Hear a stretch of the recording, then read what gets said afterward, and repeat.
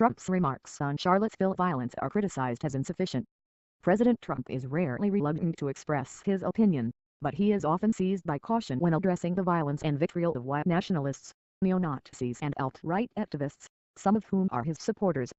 After days of genuinely bombastic interactions with the news media on North Korea and the shortcomings of congressional Republicans, Mr. Trump on Saturday condemned the bloody protests in Charlottesville, VA, in what critics in both parties saw as muted, equivocal terms. During a brief and uncomfortable address to reporters at his golf resort in Bedminster, BJ, he called for an end to the violence. But he was the only national political figure to spread blame for the hatred, bigotry and violence that resulted in the death of one person too many sides. For the most part, Republican leaders and other allies have kept quiet over several months about Mr. Trump's outbursts and angry Twitter posts. But recently they have stopped diverting their gazes, and on Saturday a handful criticized his reaction to Charlottesville as insufficient.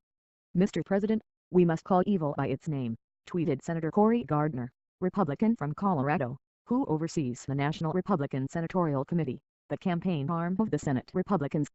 Continue reading the main story. Related coverage. Opinion contributing opus-ed writer. Charlottesville and the bigotry. August 12, 2017. Car hits crowd after white nationalist rally in Charlottesville ends in violence. August 12, 2017. White nationalists march on University of Virginia. August 11, 2017. Airbnb cancels accounts linked to white nationalist rally in Charlottesville. August 9, 2017. These were white supremacists and this was domestic terrorism, he added, the description several of his colleagues used. Mike Huckabee, the former Arkansas governor and the father of the White House press secretary, Sarah Huckabee Sanders, did not dispute Mr. Trump's comments directly, but he called the behavior of white nationalists in Charlottesville evil. Democrats have suggested that Mr. Trump is simply unwilling to alienate the segment of his white electoral base that embraces bigotry. The president has forcefully rejected any suggestion he harbors any racial or ethnic animosities, and points to his son-in-law, Jared Kushner, an observant Jew, and his daughter Ivanka, who converted to the faith, as proof of his inclusiveness. In one Twitter post on Saturday, Mr. Trump nodded to that inclusiveness.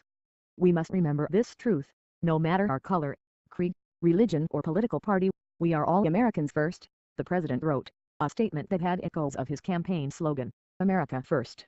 But like several other statements Mr. Trump made on Saturday, the tweet made no mention that the violence in Charlottesville was initiated by white supremacists brandishing anti-Semitic placards, Confederate battle flags, torches and a few Trump campaign signs.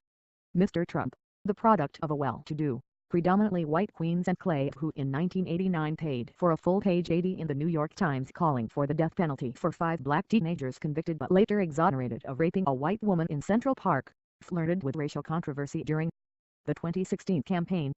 He repeatedly expressed outrage that anyone could suggest he was prejudiced. When he retweeted white supremacists' accounts, he brushed aside questions about them. When he was asked about the support he had been given by David Duke, the former Ku Klux Klan leader, he chafed, insisting he didn't know Mr. Duke. Finally, at a news conference in South Carolina, Mr. Trump said, "I disavow," when pressed on Mr. Duke. He later described Mr. Duke as a bad person. When his social media director, Dan Scavino, posted an image on Mr. Trump's Twitter feed with a star of David near Hillary Clinton's head, with money raining down, Mr. Trump rejected widespread criticism of the image as anti-Semitic.